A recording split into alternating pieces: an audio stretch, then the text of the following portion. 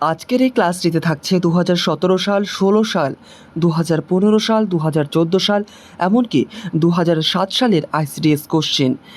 এখানে থাকছে জলপাইগুড়ি, দক্ষিণ 24 পরগনা, নদিয়া, পুরুলিয়া, বর্ধমান, উত্তর 24 পরগনার বেশ কিছু এলাকার আইসিডিএস কোশ্চেন। তো পরপর দেখে নেব। পশ্চিমবঙ্গের বর্তমান জেলার সংখ্যা কয়টি? পশ্চিমবঙ্গের বর্তমান জেলার সংখ্যা অপশন ডি 23টি। এই প্রত্যেকটি প্রশ্নই কিন্তু বিগত বছরের প্রশ্ন। তারপরের কোশ্চেনটা দেখো।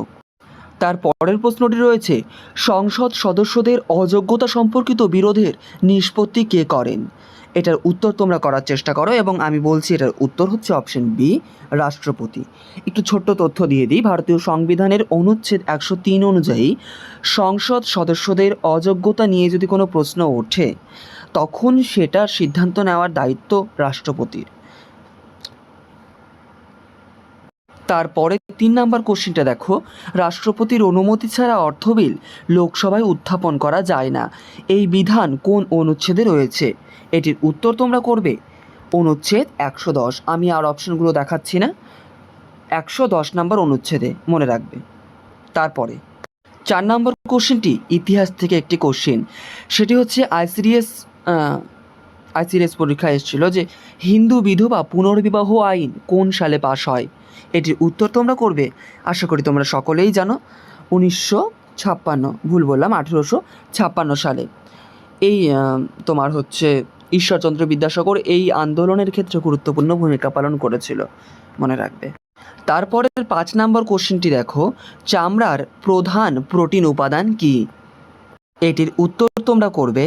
তো প্রশ্নটা দেখলেই যে চামড়ার প্রধান প্রোটিন উপাদান কি, এটির উত্তর করবে অপশন এ, কোলাজেন। তোমাদের কিন্তু সেই প্রশ্নপত্রে কোলাজেন ছিল, মনে রাখবে।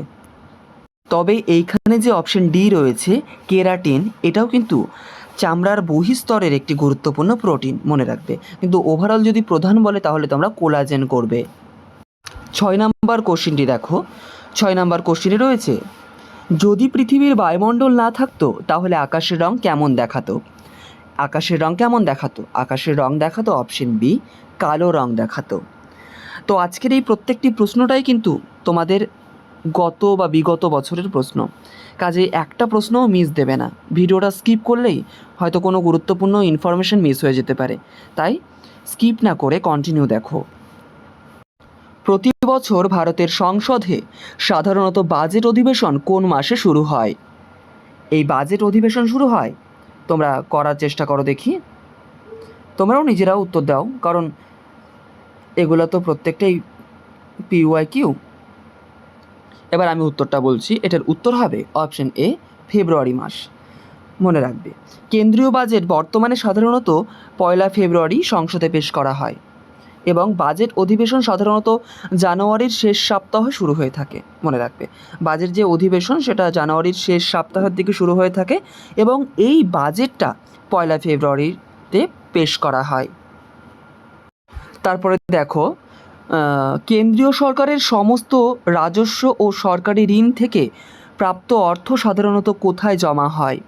এখানে কিছু কিছু টাইপিং রয়েছে, যেহেতু এগুলো টাইপিং করতে হয়েছে, কাজে তোমরা একটু বুঝে নেবে ব্যাপারটা। আমি বলে দিচ্ছি, কেন্দ্রীয় সরকারের সমস্ত রাজস্ব ও সরকারি ঋণ থেকে প্রাপ্ত অর্থ সাধারণত জমা হয় কোথায়?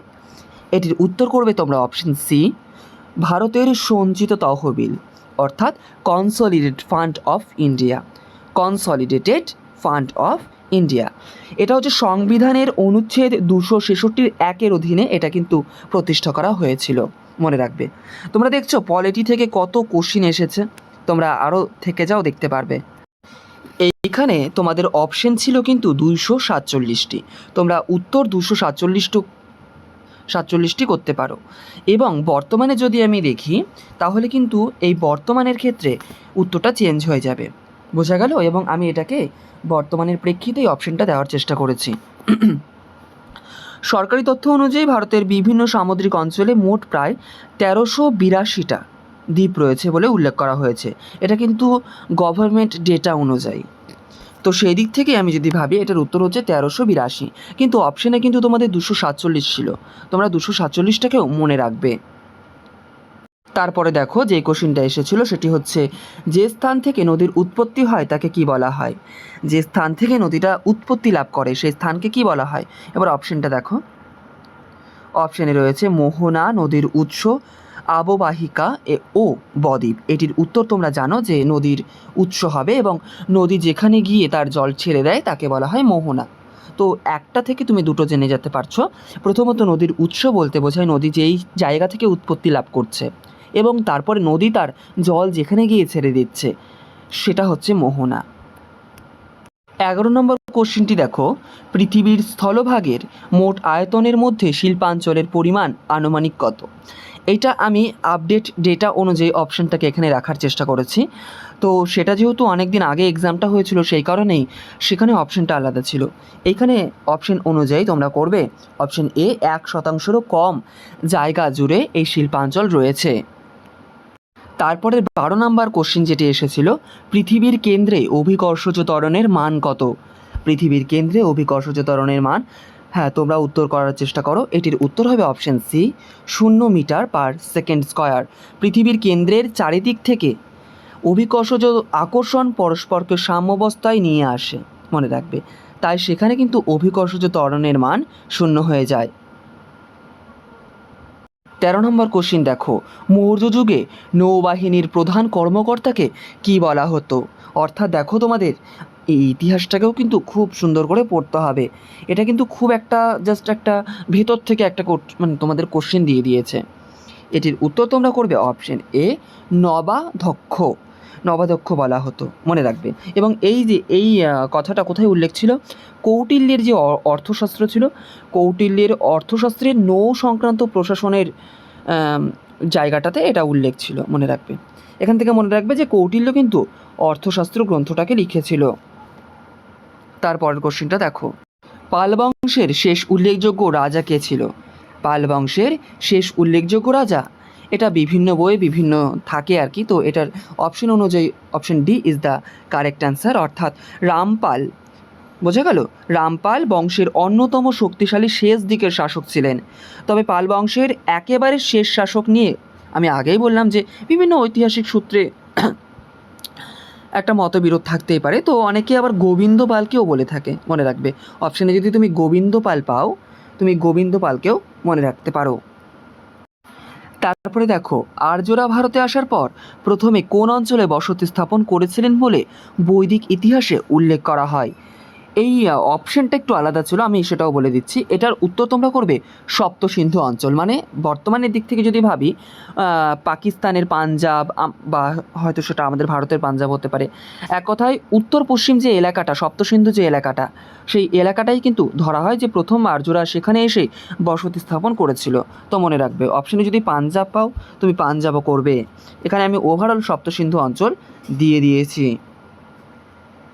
16 নম্বর কোশ্চিন দেখো, তারিক-ই-ফিরোজ শাহী গ্রন্থের রচয়িতাকে? তারিক-ই-ফিরোজ শাহী গ্রন্থের রচয়িতা অপশন সি, জিয়াউদ্দিন বারনী। ভারতের সংবিধান অনুযায়ী অর্থবিল প্রথম কোথায় উত্থাপন করা যায়?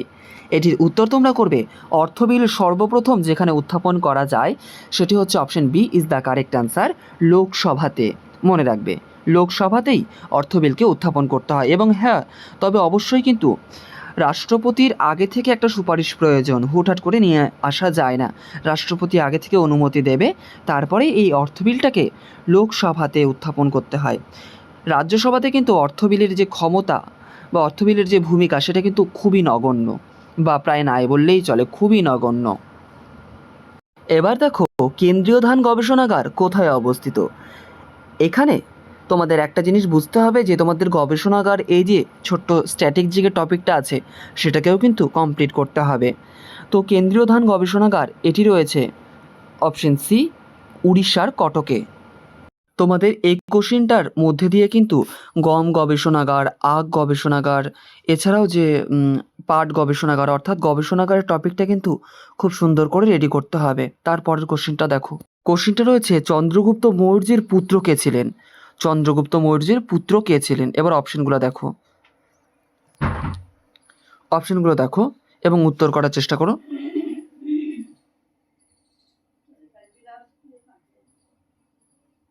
এটির উত্তর হবে option B is the correct answer, Bindusara. মনে রাখবে। এটির উত্তর তোমরা করবে অপশন এ, 12 বছর বয়সে। অর্থাৎ সে যবে থেকে গৃহত্যাগ করেছিল তার ঠিক 12.5 বছর বয়সের মাথায় তার কিন্তু জ্ঞান লাভ হচ্ছে, অর্থাৎ 42 বছর বয়সে তার মধ্যে সেই কৈবল্য প্রাপ্তি হচ্ছে। তো মনে রাখবে, এইটা কিন্তু তোমাদের যখন এক্সাম হয়েছিল তখন কিন্তু আলাদা অপশন ছিল, তো এটা তোমরা 12 বছর করবে। তারপরে যে কোশ্চেনটা এসেছিল, সর্বোৎকৃষ্ট মানের কয়লা কোনটি? সর্বোৎকৃষ্ট মানের কয়লা হলো অপশন এ, অ্যান্থ্রাসাইট কয়লা। এবং ভারতবর্ষে বিটোনিমাস জাতীয় কয়লা সব থেকে বেশি পাওয়া যায়, এটা তোমরা মনে রাখবে। এবং সেই সঙ্গেই মনে রাখবে, এই যে অ্যান্থ্রাসাইট কয়লা, এটা কিন্তু মানে সবচেয়ে কঠিন এবং উন্নত মানের কয়লা। তোমরা সবচেয়ে কঠিন ব্যাপারটাও মনে রাখবে, উন্নত মানের তো এটা দেখেই নিলে, কঠিনটাও মনে রাখবে। তারপরে দেখো, সারাগাসো সাগর এটা কোথায় অবস্থিত? এটা কিন্তু তোমাদের শৈবাল সাগর ছিল, তো এটাকে একটু এই দিক মানে দুটোই মনে রাখতে হবে। সারাগাসো সাগর কোথায় অবস্থিত এবং শৈবাল সাগর কোথায় দেখা যায়? দুটোরই উত্তর হবে অপশন সি, উত্তর আটলান্টিক মহাসাগরে। মনে রাখবে। ভারতের প্রথম পারমাণবিক শক্তি কেন্দ্র কোনটি? এটার উত্তর করার চেষ্টা করো, এবং প্রত্যেকটাই তোমাদের বিগত বছরের কোশ্চেন, এবং আরও অনেক কোশ্চেন রয়েছে, সেইগুলো হয়তো এই ভিডিওতে আমি অ্যাড করতে পারলাম না, কিন্তু আমি একেবারে ইতিহাস পর্যন্ত যাব, যে লাস্ট কতটা এক্সাম হয়েছিল আইসিডিএসের, আমি যতটা পারবো কালেক্ট করে তোমাদের সামনে আমি আনবো। তো এটার উত্তর করবে তোমরা অপশন এ, তারাপুর। এটি মহারাষ্ট্রে অবস্থিত। মনে রাখবে, এটাই কিন্তু ভারতের প্রথম বাণিজ্যিক পারমাণবিক বিদ্যুৎ কেন্দ্র ছিল। 24 নম্বরে যে কোশ্চেনটি এসেছিল সেটি মেঘদূত কাব্যের রচয়িতাকে। মেঘদূত কাব্যের রচয়িতা আমরা সকলেই জানি, মহাকবি কালিদাস। আমি চাইলে এই ভিডিওটা বিভিন্ন পার্টে আনতে পারতাম, হয়তো একটা ভিডিও করতাম উত্তর 24 পরগনা, একটা ভিডিও করতাম দক্ষিণ 24 পরগনা। তো আমার মনে হচ্ছে প্রত্যেকটা কোশ্চেনই যেহেতু প্রত্যেকটা জেলার ক্যান্ডিডেটের জন্য ইম্পর্টেন্ট, সেই কারণে আমি একটা ভিডিওর মধ্যে এনেছি। অযথা আমি ভিডিওর আর কি থাম্বনেল বাড়িয়ে ভিডিও আমি বানানোর চেষ্টা করিনি, একটা ভিডিওতে এনেছি, কারণ একটাই তোমার পরীক্ষার আগের দিনে খুব হেল্প করবে খুঁজে পেতে। এই কোশ্চেনটা একটু বুঝে নেওয়ার চেষ্টা করো, যে এখানে কিন্তু কাদম্বরী রয়েছে। কাদম্বরী মনে রাখবে, ক একার দ ময় বয়ে রয়ে দীর্ঘী। কাদম্বরী এই যে গ্রন্থের রচয়িতাকে, এটির উত্তর তোমরা করবে অপশন সি, বাণভট্ট। 26 নম্বর কোশ্চিন দেখো, বিশুদ্ধ হীরা সাধারণত কী রঙের হয়? বিশুদ্ধ হীরা সাধারণত কী রঙের হয়? এবার অপশনগুলো দেখো, এই অপশন অনুযায়ী কিন্তু তোমাদের উত্তরটা option A is the correct answer, বর্ণহীন বা স্বচ্ছ হবে। তোমাদের যখন এই এক্সামটা হয়েছিল তখন কিন্তু আলাদা অপশন উত্তর নিয়েছিল, কিন্তু যেটা এর সঠিক উত্তর সেটি কিন্তু option A is the correct answer. কারণ বিশুদ্ধ হীরার সাধারণত কোনো সেভাবে রং হয় না। রং কেন হয়? বিভিন্ন অমিশ্রণ বা গঠনগত ত্রুটির কারণেই হীরার রং পাল্টে যেতে পারে, কিন্তু আদতে একটা প্রকৃত হীরা কিন্তু বর্ণহীন ও স্বচ্ছ। মনে রাখবে। তারপরে যে কোশ্চেনটা এসেছিল বিগত বছরে, সেটি হচ্ছে কোন পদার্থের উপস্থিতির কারণে দুধের রং সাদা হয়? দুধের রং সাদা হয় অপশন সি, কেসিনের অভাব, মানে কেসিনের জন্য, মানে বোঝাতে পারলাম, কেসিনের জন্য। 28 নম্বর কোশ্চেনটা দেখো, এবং এটার উত্তর তোমরা কমেন্টে করবে। হ্যাঁ, বঙ্কিমচন্দ্র চট্টোপাধ্যায়ের কোন উপন্যাসে বন্দে মাতরম গানটি রয়েছে? এটা না খুব একটা ইম্পর্টেন্ট কোশ্চেন, বর্তমানে দৃষ্টিকোণ থেকে দেখলেও খুব ইম্পর্টেন্ট কোশ্চেন। তো তোমরা এটাকে একটু কমেন্টে জানাও তো, যে বন্দে মাতরম যে গানটা, এটা কোন উপন্যাসে ছিল, বঙ্কিমচন্দ্রের কোন উপন্যাসে? আশা করছি তুমি 28 নাম্বার দিয়ে কমেন্ট করবে, বা সরাসরি উপন্যাসটার নাম কমেন্ট করলেও আমি বুঝে যাব।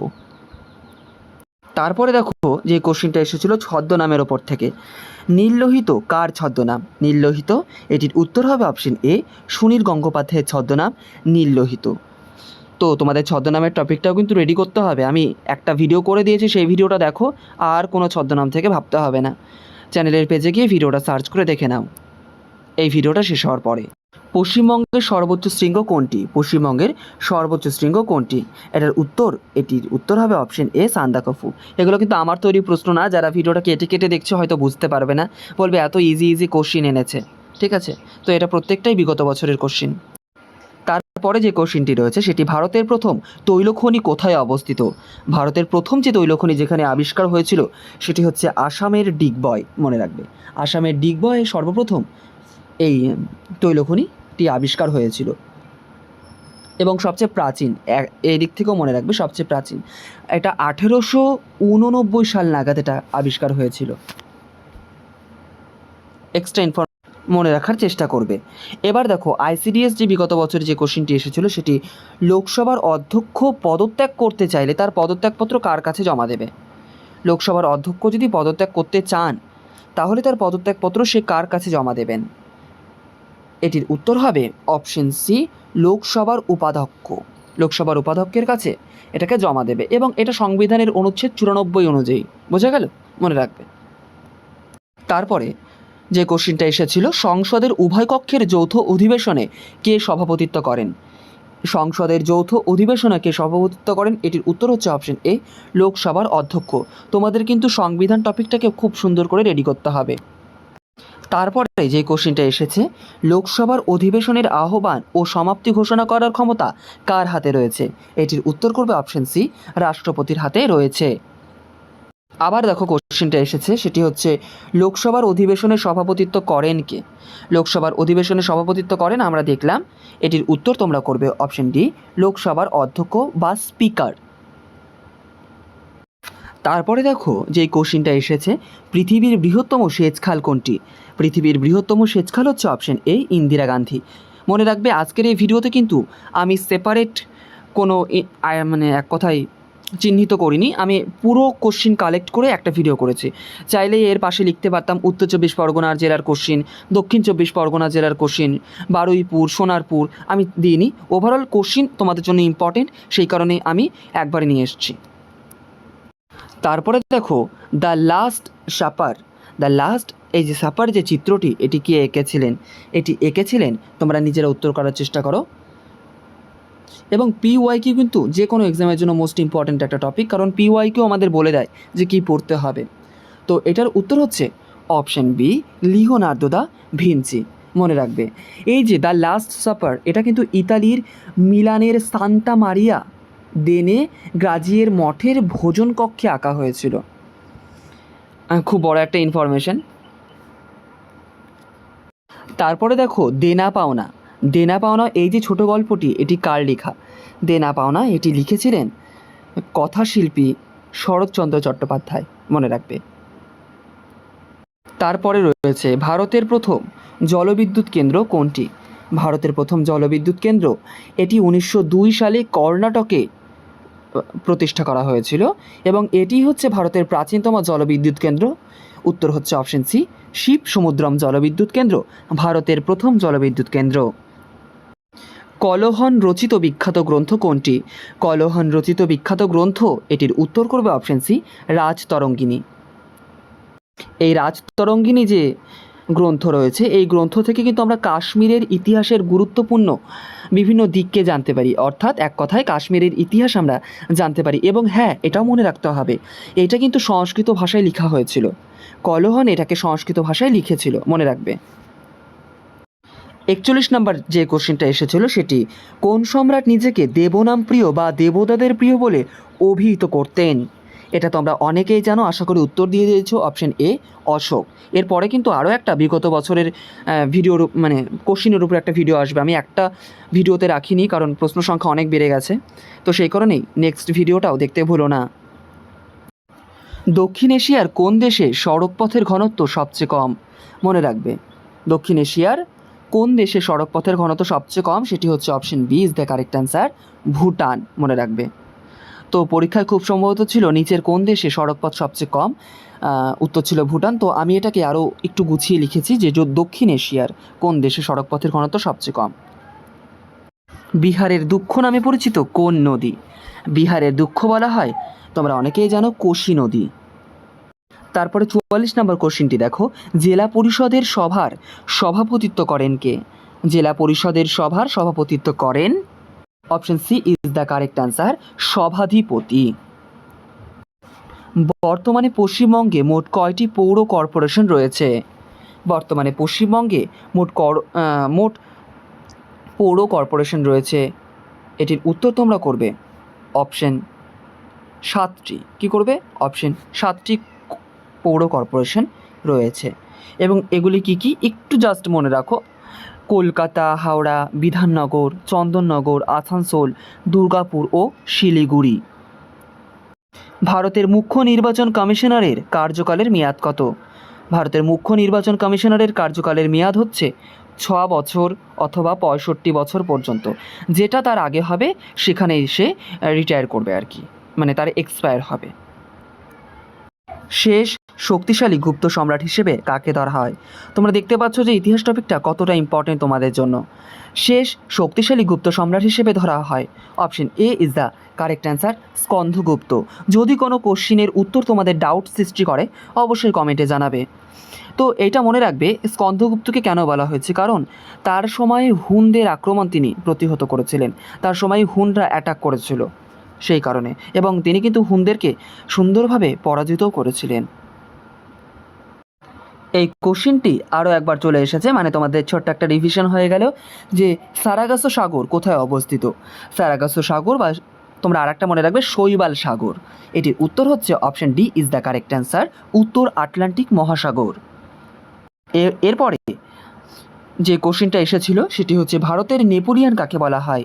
ভারতের নেপোলিয়ান বলা হয় option A is the correct answer, সমুদ্রগুপ্তকে। অর্থাৎ গুপ্ত বংশের রাজা সমুদ্রগুপ্তকে ঐতিহাসিক ভিনসেন্ট স্মিথ ভারতের নেপোলিয়ান বলে অভিহিত করেছিল। যারা সুপারভাইজার এক্সাম দেবে তারা কিন্তু এক্সট্রা ইনফরমেশনগুলোকে খুব সুন্দর করে মনে রাখবে। সর্বোপরি যারা কর্মী এবং সহায়িকা দেবে তারাও মনে রাখবে। তারপরের 50 নম্বর কোশ্চেনটি দেখো, এলাহাবাদ স্তম্ভলিপিতে সমুদ্রগুপ্তকে কবিরাজ বলা হয়েছে। এই প্রশস্তির রচয়িতাকে, মানে এখান থেকে কিন্তু তুমি অনেকগুলো কোশ্চেন জেনে যেতে পারছো। সেটি হচ্ছে কবিরাজ কাকে বলা হয়? সমুদ্রগুপ্তকে। এলাহাবাদ প্রশস্তিতে এটি উল্লেখ রয়েছে, এটাও হয়ে গেল। এবং এলাহাবাদ প্রশস্তি কার লেখা? Option A is the correct answer, Harisena. মনে রাখবে হরিসেন ছিলেন সমুদ্রগুপ্তের সভাকবি ও উচ্চপদস্থ কর্মকর্তা। তার রচিত এলাহাবাদ প্রশস্তিতে সমুদ্রগুপ্তের সাময়িক অভিযান সম্পর্কেও কিন্তু গুরুত্বপূর্ণ তথ্য রয়েছে। তো এখান থেকে তুমি অনেকগুলো তথ্য জেনে যেতে পারলে, এবং এভাবেই কিন্তু খাতায় নোট ডাউন করবে। এরপরে যে কোশ্চেনটা জিজ্ঞেস করেছিল সেটি হচ্ছে দিল্লি চলো, অর্থাৎ কার কোন উক্তি বা কে কোন স্লোগান দিয়েছিল। এই টপিকটাও কিন্তু অত্যন্ত গুরুত্বপূর্ণ একটা স্ট্যাটিক পার্ট, এইটাকেও রেডি করতে হবে। তো দিল্লি চলো আমি আর অপশন দেখাচ্ছি না, এটার উত্তর করবে নেতাজি সুভাষচন্দ্র বসু। স্বাধীন ভারতের প্রথম গভর্নর জেনারেল কে ছিলেন?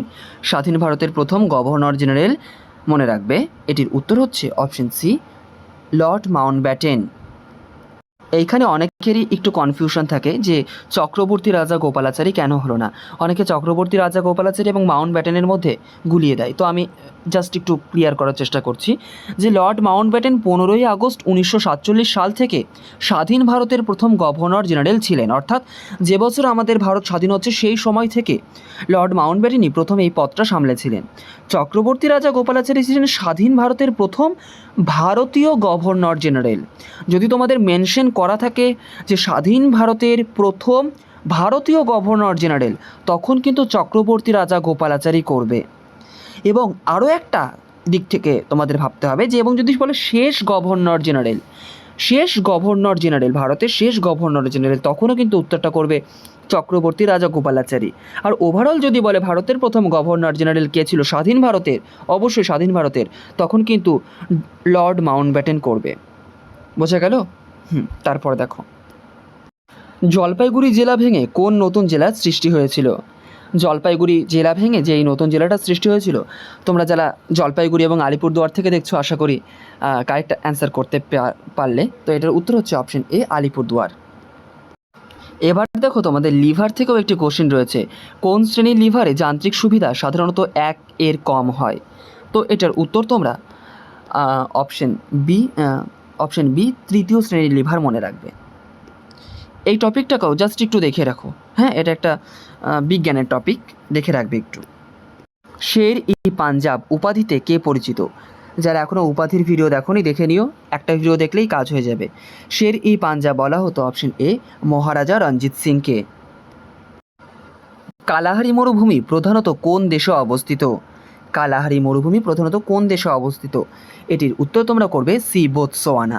এখানে কিন্তু নামিবিয়াও থাকতে পারতো কিংবা দক্ষিণ আফ্রিকাও থাকতে পারতো, তো তোমরা মনে রাখবে বোতসোয়ানা, নামিবিয়া ও দক্ষিণ আফ্রিকা জুড়ে এই কালাহারি মরুভূমিটি বিস্তৃত। এবং হ্যাঁ, আরও একটা ছোট্ট কথা বলি, আগে তো এমসিকিউ এর পাশাপাশি এসএকিউও জিজ্ঞেস করতো, তো আমি সেই এসএকিউগুলোকেও কিন্তু আমি এমসিকিউ কনভার্ট করে দিয়েছি। তো তোমরা সেভাবে বিষয়টাকে নেওয়ার চেষ্টা করবে। আসল কথা কিন্তু প্রশ্নটা ইম্পর্টেন্ট, যে কোন টপিক থেকে এসেছে। আমার মনে হয়েছে কোনো কোশ্চিন যেন ছাড়া না পড়ে, সেই কারণেই আমি সেই এসএকিউগুলোকেও আমি এমসিকিউ কনভার্ট করে দিয়েছি।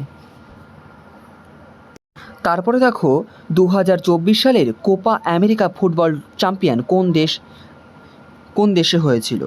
এটা যখন এক্সাম হয়েছিল সেই সালটা জানতে চেয়েছিল, খুব সম্ভবত 2014 সাল। তো এটা যেহেতু লাস্ট আপডেট করে আমি এই প্রশ্নটা দিয়েছি, তো মনে রাখবে এটির উত্তর করবে অপশন ডি, আর্জেন্টিনায় হয়েছিল লাস্ট। এবং 2026 সালে যদি কথা ভাবি তাহলে কিন্তু কোনো রকম অনুষ্ঠিত হয়নি এখনও, তাই কিন্তু লাস্ট 2024 সাল এখানে সঠিক, মনে রাখবে 2026 সালেরটা এখনও হয়নি। তারপরে যে কোশ্চিনটা রয়েছে সেটি 2019 সালের নোবেল পুরস্কার বিজয়ী ভারতীয় বংশোদ্ভূত অর্থনীতিবিদ কে ছিলেন? প্রশ্ন ছিল খুব সম্ভবত যে লাস্ট কে পেয়েছিল, লাস্ট কোন ভারতীয় বংশোদ্ভূত ব্যক্তি নোবেল পুরস্কার পেয়েছিল। তো আমি এটাকে গোটাটাই দিয়ে দিয়েছি, এটা হচ্ছে আমাদের অপশন বি, অভিজিৎ বিনায়ক বন্দ্যোপাধ্যায় অর্থনীতিতে নোবেল পুরস্কার পেয়েছিলেন, মনে রাখবে। প্রার্থনা সমাজ কে প্রতিষ্ঠা করে? প্রার্থনা সমাজ, এটির আমি সরাসরি উত্তর বলছি, আত্মারাম পাণ্ডুরঙ্গ। তারপরে পোলিও রোগের প্রথম সফল টিকা কে আবিষ্কার করেন? পোলিও রোগের প্রথম সফল টিকা আবিষ্কার করেছিলেন option C, Jonas Salk. Option C, Jonas Salk. তারপরে 61 নম্বর কোশ্চিনটা দেখো, লাল ত্রিকোণ কোনটির প্রতীক চিহ্ন হিসেবে ব্যবহৃত হয়? এই যে লাল ত্রিকোণ, এটা কিন্তু option A is the correct answer, পরিবার পরিকল্পনা বা ফ্যামিলি প্ল্যানিংয়ের সঙ্গে যুক্ত। ভারতের লাল ত্রিকোণ দীর্ঘদিন ধরে পরিবার পরিকল্পনা ও জন্ম নিয়ন্ত্রণ সংক্রান্ত প্রচারের প্রতীক হিসেবে কিন্তু ব্যবহার হচ্ছে। তোমরা চাইলে এই লোগোটাকে গুগল থেকে দেখে নিতে পারো। বর্তমানে দক্ষিণ 24 পরগনা জেলায় মোট কটি মহকুমা রয়েছে? এটা খুব সম্ভবত দক্ষিণ 24 পরগনা জেলার কোশ্চিন, সেই কারণেই এত ডিটেলে জানতে চেয়েছে। এটির উত্তর তোমরা করবে 5টি। তারপরে দেখো, কালাহারি মরুভূমি প্রধানত আফ্রিকার কোন অঞ্চলে অবস্থিত? এটির উত্তর অপশন অনুযায়ী দক্ষিণ আফ্রিকা। এবং আমি দেশগুলোর নামও বলে দিলাম, বোতসোয়ানা, নামিবিয়া, তোমরা এটাকেও মনে রাখবে। বেশিরভাগ ক্ষেত্রে দক্ষিণ আফ্রিকায় অপশন থাকে, কিন্তু তোমাকে প্রায় জেনে যেতে হবে, বোতসোয়ানা, নামিবিয়া সব নাম জেনে যেতে হবে। পল্লব বংশের শেষ রাজা কে ছিলেন? পল্লব বংশের শেষ রাজা কে ছিলেন? Option D is the correct answer, অপরাজিত বর্মন। একটা ফুল ফর্ম থেকে কোশ্চেন এসেছিল, সেটি হচ্ছে বিএডের ফুল ফর্ম হচ্ছে bachelor of education. Option A is the correct answer. 66 নম্বর কোশ্চেনটি তোমাদের এসএকিউ আকারে এসেছিল, তো ব্যাপারটা বোঝার চেষ্টা করো যে পাস্তুরাইজেশন পদ্ধতি কী। পাস্তুরাইজেশন পদ্ধতিটা কিন্তু আবিষ্কার করেছিলেন লুই পাস্তুর। এটা ছিল হচ্ছে দুধকে নির্দিষ্ট তাপমাত্রায় নির্দিষ্ট সময় গরম করে ক্ষতিকর জীবাণু ধ্বংস করার পদ্ধতিকেই বলা হয় পাস্তুরাইজেশন পদ্ধতি। 67 নম্বর কোশ্চেনটা দেখো, অ্যাসিড বৃষ্টির জন্য প্রধানত কোন গ্যাসগুলি দায়ী? এই টপিকগুলো না খুব ইম্পর্টেন্ট, কাজে কোনো কোশ্চেন ছাড়বে না কিন্তু, এবং এগুলি এসএকিউ আকারে এসেছিল। তো এটার উত্তর হচ্ছে সালফার ডাই অক্সাইড ও নাইট্রোজেন অক্সাইড। তারপরে দেখো, এখানে তুমি অন্য অপশনও দিতে পারতে, আমি আমার মতো একটা অপশন দিয়ে দিয়েছি যে নিচের কোন জোটটি দুটি লুপ্তপ্রায় প্রাণীর উদাহরণ, অর্থাৎ লুপ্ত হয়নি কিন্তু লুপ্ত হয়ে যেতে পারে এমন প্রাণী, সেটি হচ্ছে বাঘ এবং একশৃঙ্গ গন্ডার। এবং অন্যান্য অপশনগুলো দেখলে তুমি বুঝতেই পারবে যে তোমার বাড়ির চারপাশে এরা অল টাইম প্রায় ঘোরাফেরা করে। মৃতজীবী উদ্ভিদ কাকে বলে বা মৃতজীবী উদ্ভিদ কী? তো এটার উত্তর কী হবে? এটার উত্তর পজ করলেই দিতে পেরেছ আশা করি। অপশন সি, যে জীব মৃত ও পচনশীল জৈব পদার্থ থেকে পুষ্টি গ্রহণ করে তাদের বলা হয় মৃতজীবী উদ্ভিদ। মানবদেহের স্বাভাবিক গড় তাপমাত্রা কত? এটা কিন্তু স্কেল অনুযায়ী ভিন্ন ভিন্ন সংখ্যা দাঁড়ায়, তো এটা সেলসিয়াস স্কেল অনুযায়ী 37°C এবং তোমার ফারেনহাইট স্কেল অনুযায়ী 98.4° ফারেনহাইট, কোনো কোনো বইতে একটু আলাদা থাকতেও পারে, তো ওভারঅল 98.4° ফারেনহাইট এবং কেলভিন স্কেলও আলাদা হয়। তো তোমরা যদি কেউ জেনে থাকো যে কেলভিন স্কেলে মানবদেহের তাপমাত্রা কত, অবশ্যই একটু কমেন্ট করো তো। 71 নম্বর কোশ্চিনটা দেখো, কোন মশা ডেঙ্গু রোগের প্রধান বাহক? ডেঙ্গু রোগ ছড়ায় কোন মশা? Option C is the correct answer, Aedes aegypti অর্থাৎ ইজিপ্টাই এখানে রয়েছে এই মশাটা। এবং এখানে ছোট্ট একটা ইনফরমেশন মনে রাখবে যে এটা কিন্তু সাধারণত দিনের বেলাতেই কামড়ায়, হ্যাঁ দিনের বেলাতেই কামড়ায় এবং পরিষ্কার যে জমা জলগুলো রয়েছে না সেইখানে সে বংশ বিস্তার করে। তারপরে দেখো, প্লাজমোডিয়াম কোন রোগের জীবাণু? প্লাজমোডিয়াম কোন রোগের জীবাণু? এটির উত্তর হচ্ছে অপশন ডি, ম্যালেরিয়া রোগের জীবাণু হচ্ছে প্লাজমোডিয়াম। মনে রাখবে স্ত্রী অ্যানিফিলিস মশা তো এই ম্যালেরিয়া রোগ ছড়ায়, সেটা তোমরা জানো। তো প্লাজমোডিয়াম হচ্ছে এই রোগের পরজীবী। বর্তমানের যে মন্ত্রিসভাটা রয়েছে আমাদের পশ্চিমবঙ্গের বলো কিংবা ভারতবর্ষের বলো, এটা কিন্তু জানতে হবে যে কে কোন পদে রয়েছে। প্রধানমন্ত্রী, শিক্ষামন্ত্রী, এছাড়াও অর্থমন্ত্রী, এই প্রত্যেকটা বিষয় রয়েছে। তো এখানে তোমাদের জানতে চেয়েছি লোকসভার স্পিকার বর্তমানে কে রয়েছে? এটির উত্তর হচ্ছে অপশন এ, ওম বিড়লা। পশ্চিমবঙ্গের কোন নদীকে বাংলার দুঃখ বলা হয়? দামোদর। ভারতে প্রতি বছর কোন দিনটি শিশু দিবস হিসেবে পালিত হয়? এই কোশ্চেনটা এসেছিল, সেটি হচ্ছে option A, 14ই November. Pandit Jawaharlal নেহরুর জন্মদিনে এই শিশু দিবস হিসেবেই পালন করা হয়ে থাকে।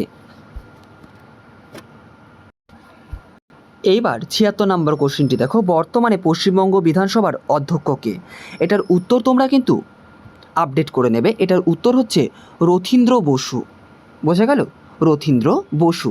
বিমান বন্দ্যোপাধ্যায় কিন্তু তার আগে ছিল, তো কাজে এটা কিন্তু কোনোটাই হচ্ছে না, কারণ সরকার পরিবর্তন হওয়াতে নতুন মন্ত্রিসভা চেঞ্জ হয়ে গেছে। তো যারা যারা নতুন মন্ত্রিসভার ভিডিওটা দেখোনি, ভিডিও বানানো রয়েছে, তোমরা চাইলে চ্যানেলের পেজে গিয়ে দেখতে পারো। তো এটার উত্তর করবে রথীন্দ্র বসু। তারপরে 77 নম্বর কোশ্চেনটা দেখো, দ্য লাস্ট লিয়ার চলচ্চিত্রের প্রধান অভিনেতা কে ছিল? দ্য লাস্ট লিয়ার চলচ্চিত্রের প্রধান অভিনেতা ছিল অপশন এ, অমিতাভ বচ্চন। সেন্সেক্স, এই যে একটু বানানটা হয়তো গায়ের উপরে উঠে গেছে, যে সেন্সেক্স শব্দটি কোন বিষয়ের সূচক? আমার কথাটাকে তোমরা মনে রাখবে, সেন্সেক্স শব্দটি কোন বিষয়ের সঙ্গে সূচক? যদি না বুঝতে পারো লেখাটা, অবশ্যই হয়তো বুঝতে অসুবিধা হচ্ছে। তো এই যে সেন্সেক্স, এটা কিন্তু শেয়ার বাজার বা শেয়ার মার্কেটের সঙ্গে জড়িত। Bombay stock exchange, Sensex, Nifty 50, এই বিষয়গুলো পুরোটাই শেয়ার বাজারের সঙ্গে যুক্ত। এরপরে যে কোশ্চেনটা এসেছিল দেখো, ওআরএস এর পূর্ণরূপটি কী? ওআরএস এর পূর্ণরূপটি হচ্ছে option A, oral rehydration solution. পেয়ারার কোন ভিটামিনটা পাওয়া যায়? পেয়ারায় কোন ভিটামিন পাওয়া যায়? অপশন সি, ভিটামিন সি পাওয়া যায়। কোন রক্তের গ্রুপকে সর্বজনীন গ্রহীতা বলা হয়? এটির উত্তর তোমরা দেখো, অপশন দিয়ে দিয়েছি। এটির উত্তর কি করবে? এটির উত্তর করবে অপশন সি, এ বি পজিটিভকে বলা হয় গ্রহীতা, সর্বজনীন গ্রহীতা। আর সর্বজনীন দাতা কাকে বলে? একটু কমেন্টে জানাও দেখি। আমি কিন্তু বেশ কয়েকটা প্রশ্ন করলাম তোমাদের জন্য, আশা করছি পরপর যখনই আমি বলবো তখনই তুমি কমেন্ট করে দেবে। এতে কী হবে, প্রশ্নটা হারাবে না এবং হোমওয়ার্কটা খুব সুন্দরভাবে তুমি আমাকে জমা করতে পারছো। মানুষের মূত্রে সাধারণত হলুদ রং হয় কোন পদার্থের কারণে? এটির উত্তর হচ্ছে অপশন বি, ইউরোক্রোমের কারণে মানুষের মূত্র সাধারণত হলুদ রঙের হয়ে থাকে। অপশানে ইউরোবিলিনও থাকতে পারে, মনে রাখবে ইউরোক্রোম, অপশানে ইউরোবিলিনও থাকতে পারে, ইউরোবিলিন। তারপরে টাইফয়েড রোগের সাধারণত দুটি লক্ষণ কি? টাইফয়েড রোগের সাধারণত দুটি লক্ষণ হচ্ছে অপশন এ, দীর্ঘস্থায়ী জ্বর ও পেটে ব্যথা। তোমরা কিন্তু ভিডিও পজ করে উত্তর করবে। 84 নম্বর কোশ্চেনটা কিন্তু আসেনি, হ্যাঁ 84 নম্বর কোশ্চেনটা আসেনি, তাও তোমরা কোশ্চেনটা দেখো, যে ভূমিকম্পের ক্ষয়ক্ষতি কমানোর সবচেয়ে কার্যকর প্রাকৃতিক উপায় কোনটি? তোমাদের অপশানে ছিল ভূমিক্ষয়, আমার টাইপিংটা একটু মিস্টেক হয়ে গেছে, তো আমি ভূমিকম্প দিয়ে দিয়েছি। তো তোমরা মনে রাখবে মানে এটাও ইম্পর্টেন্ট, দেখো এটা করতে পারছো কিনা। এটার উত্তর হচ্ছে অপশন সি করবে, ভূমিকম্প সহনশীল ভবন নির্মাণ করতে হবে। তোমরা অনেকেই জানো যে নেপালের ঘরবাড়ি বেশিরভাগটাই কাঠ দিয়ে তৈরি করা হয়। কেন? এটাই হচ্ছে তার কারণ। ইনসিটু সংরক্ষণ বলতে কি বোঝায়? ইনসিটু সংরক্ষণ এবং এক্সিটু সংরক্ষণ, এই দুটো কিন্তু মন দিয়ে বুঝতে হবে। এটার হচ্ছে অপশন এ, প্রাণী ও উদ্ভিদকে তাদের প্রাকৃতিক বাসস্থানে সংরক্ষণ করা। ব্যাপারটা একটু বুঝিয়ে দিই। দেখো, ইনসিটু সংরক্ষণ বলতে বোঝায় সুন্দরবন এলাকাকে। তুমি ভাবতে পারো যে সুন্দরবনের বাঘকে সংরক্ষণ করার জন্য কিন্তু আলাদা করে কোনো রকম চিড়িয়াখানা বা কোনো একটা নির্দিষ্ট বেড়াজালের মধ্যে কিন্তু তাকে সংরক্ষণ করা হয় না, তাকে তার প্রাকৃতিক বাসস্থলের মধ্যেই সংরক্ষণ করা হয়। অন্যদিকে আমি যদি আলিপুর চিড়িয়াখানার কথা ভাবি, কিংবা বেঙ্গল সাফারির কথা ভাবি, বা অন্যান্য যে চিড়িয়াখানাগুলি রয়েছে, সেখানে কি হয়, হ্যাঁ সেখানেও কিন্তু সংরক্ষণেরই কাজ হয়, কিন্তু সেইটা কিন্তু তার নিজস্ব প্রাকৃতিক পরিবেশে না, তাকে নিজস্ব প্রাকৃতিক পরিবেশ থেকে এনে কোনো একটি বিশেষ জায়গায় তাকে সংরক্ষণ করা হচ্ছে। তো সেটা কিন্তু এক্স সিটু সংরক্ষণ। আর যেটা নিজের বাড়িতে অর্থাৎ নিজের প্রাকৃতিক পরিবেশে সংরক্ষণ করা হবে, সেটা কিন্তু ইন সিটু সংরক্ষণ, মনে রাখবে। তারপরে দেখো, তোমাদের এসছিল পুষ্টি বলতে কী বোঝায়। এটা আমি এমসিকিউ কনভার্ট করে দিয়েছি। খাদ্য থেকে দেহের বৃদ্ধি, শক্তি ও রক্ষণাবেক্ষণের জন্য প্রয়োজনীয় পুষ্টি উপাদান গ্রহণ ও ব্যবহারের প্রক্রিয়াই হলো পুষ্টি। এটা 2014 সাল নাগাদ পরীক্ষাটা হয়েছিল বলে কোশ্চেনটা সেই সময়ের কারেন্ট অনুযায়ী এসেছিল যে 2014 সালের ফিফা ফুটবল বিশ্বকাপ কোন দেশে অনুষ্ঠিত হয়েছিল। এটির উত্তর তোমরা করবে অপশন ডি, ব্রাজিলে। কিন্তু 2026-এও তো হয়ে গেল, তাই না? 2026-এ কোথায় হলো? আশা করি জানো যে কানাডা, ইউএসএ এবং মেক্সিকোতে হয়েছিল। এরপরে দেখো, মাইকেল ফেলপস কোন খেলার সাথে যুক্ত ছিল? তোমরা আশা করি অনেকেই জানো যে মাইকেল ফেলপস একজন বিখ্যাত, জগৎ বিখ্যাত সাঁতারু। তিনি ছিলেন মার্কিন সাঁতারু মাইকেল ফেলপস অলিম্পিক ইতিহাসের অন্যতম সফল কিন্তু ক্রীড়াবিদ একজন। তিনি মোট 28টি অলিম্পিক পদক জিতেছেন, যার মধ্যে 23টাই হচ্ছে সোনা। মনে রাখবে, ভারতের একটা কিংবা হ্যাঁ আমাদের একটা সোনার মেডেল জিততেই কতটা পরিশ্রম করতে হয় অলিম্পিকে, সেখানে সে 28টা অলিম্পিক পদক জিতেছে, সেই সঙ্গেই 23টা নাকি শুধু সোনাই। তাহলে ভাবো। তারপরের 89 নম্বর কোশ্চিন, 2014 সালে ভারতের মহাকাশ গবেষণা সংস্থার কোন মহাকাশ মঙ্গল গ্রহের কক্ষপথে পাঠানো হয়েছিল? মানে এক কথায় 2014 সালে তোমরা জানো যে মঙ্গলযান পাঠানো হয়েছিল, তো সেই কারণে এটার উত্তর হলো অপশন এ, মঙ্গলযান। 90 নম্বর কোশ্চিনটা দেখো, 2014 সালের নোবেল শান্তি পুরস্কারপ্রাপ্ত ভারতীয় ব্যক্তিকে? আমরা জানি অমর্ত্য সেন তো অর্থনীতিতে পেয়েছিল, তারপরে রঘুরাম রাজন পায়নি, কিন্তু অভিজিৎ বিনায়ক বন্দ্যোপাধ্যায় কিন্তু অর্থনীতিতে পেয়েছিল। এটির উত্তর হচ্ছে অপশন বি, কৈলাস সত্যার্থী। তিনি বাঁচপান বাঁচাও আন্দোলনের জন্য এই জগৎ বিখ্যাত সম্মানটি পেয়েছিল। তিনি শিশুদের অধিকার এবং শিশুশ্রমের বিরুদ্ধে তিনি সোচ্চার হয়েছিলেন বলেই তাকে পুরস্কারটি দেওয়া হয়। এবং সেই বছর কিন্তু মালায়লা ইউসুফজাইকেও দেওয়া হয়েছিল। মনে রাখবে, মালায়লা ইউসুফজাই সবচেয়ে কম বয়সী নোবেল প্রাপক, তিনি পাকিস্তানের বাসিন্দা ছিলেন। তারপরে দেখো 91 নম্বর কোশ্চেনটি, গ্র্যান্ড ট্যাঙ্ক রোডের উন্নয়ন এবং সম্প্রসারণের সঙ্গে কোন শাসকের নাম বিশেষভাবে জড়িত? এটির উত্তর তোমরা করবে অপশন সি, শের শাহ সুরি। এই যে গ্র্যান্ড ট্যাঙ্ক রোড, এটার কিন্তু আরও একটা নামও রয়েছে, শের শাহ সুরি মার্গ। এই যে ঐতিহাসিক যে গ্র্যান্ড ট্যাঙ্ক রোডের প্রধান পথটি কোন দুটি অঞ্চলের মধ্যে বিস্তৃত ছিল? এখানে অপশন অনুযায়ী করবে। অপশন এ, পেশোয়ার থেকে কলকাতা পর্যন্ত প্রায় বিস্তৃত ছিল। তারপরে দেখো, নিচের কোন জোড়ায় দুইজন মহিলা স্বাধীনতা সংগ্রামের নাম রয়েছে? তোমরা একটু দেখলেই বুঝতে পারবে, অপশন এতেই রয়েছে রানী লক্ষ্মীবাই ও সরোজিনী নাইডু। এই প্রত্যেকটি কোশ্চিন এসএকিউ আকারে এসেছিল, আমি এমসিকিউ কনভার্ট করে দিয়েছি। 1556 সাল ইতিহাসে কেন বিখ্যাত? 1556 সাল ইতিহাসে বিখ্যাত কারণ সে বছর দ্বিতীয় পানিপথের যুদ্ধ হয়েছিল। 1526 সালে প্রথম পানিপথের যুদ্ধ এবং 1526 সালে দ্বিতীয় পানিপথের যুদ্ধ, সেই সঙ্গে 1761 সালে তৃতীয় পানিপথের যুদ্ধ হয়েছিল। এরপরে যে কোশ্চিনটা এসেছিল সেটি 1885 সাল ভারতীয় ইতিহাসে কেন গুরুত্বপূর্ণ? কারণ সেই সময় কি হয়েছিল? বঙ্গভঙ্গ হয়েছিল না? বঙ্গভঙ্গ তো 1905 সালে হয়েছিল। অসহযোগ আন্দোলন তো হয়নি, জালিয়ানওয়ালাবাগও হয়নি, এবং এটার উত্তর হচ্ছে option B is the correct answer. ভারতীয় জাতীয় কংগ্রেস প্রতিষ্ঠা হয়েছিল। তারপরে দেখো 1905 সালে ভারতের ইতিহাসটা কেন স্মরণীয় 1905 সালটা? কারণ এই সময় বঙ্গভঙ্গ স্টার্ট হয়েছিল, মনে রাখবে। এরপরে 1919 সালে এই যে সালটা ভারতীয় ইতিহাসে কেন গুরুত্বপূর্ণ? কারণ এই সময় জালিয়ানওয়ালাবাগের সেই মর্মান্তিক ঘটনাটি হয়েছিল। আজকের ভিডিওতে আমরা 100টা গত বছরের বা বিগত বছরের কোশ্চিন দেখব। তারপরে আমরা আরও কোশ্চিন রয়েছে, সেটা ব্যাক টু ব্যাক আনবো। দেখো সাহারা মরুভূমি কোথায় অবস্থিত? সাহারা মরুভূমি এটি অবস্থিত অপশন বি আফ্রিকাতে। থর মরুভূমি কোথায় অবস্থিত? থর মরুভূমি আমরা তো জানি ভারতে, কিন্তু অবশ্যই দেখো এখানেও ভারত রয়েছে, এখানেও ভারত রয়েছে। তো যাদের একটু ম্যাপ সম্পর্কে ধারণা আছে তারা উত্তর করে দিতে পেরেছো, ভারত ও পাকিস্তানে। এবং লাস্ট কোশ্চিনটা তোমাদের হোমওয়ার্ক। বর্তমানে ভারতের কেন্দ্রীয় অর্থমন্ত্রীকে, বর্তমানে ভারতের কেন্দ্রীয় অর্থমন্ত্রীকে, এটা হচ্ছে আইসিডিএস বিগত বছরের প্রশ্ন, 100 নম্বর কোশ্চিন আমরা করলাম। এবং এর পরেও আমরা আরও কোশ্চিন রয়েছে, সেগুলো দেখে নেব। আরও প্রায় 100টা কোশ্চিন রয়েছে, মানে প্রায় এখনও দুটো ভিডিও এই বিগত বছরের কোশ্চিনের ওপরে আসবে।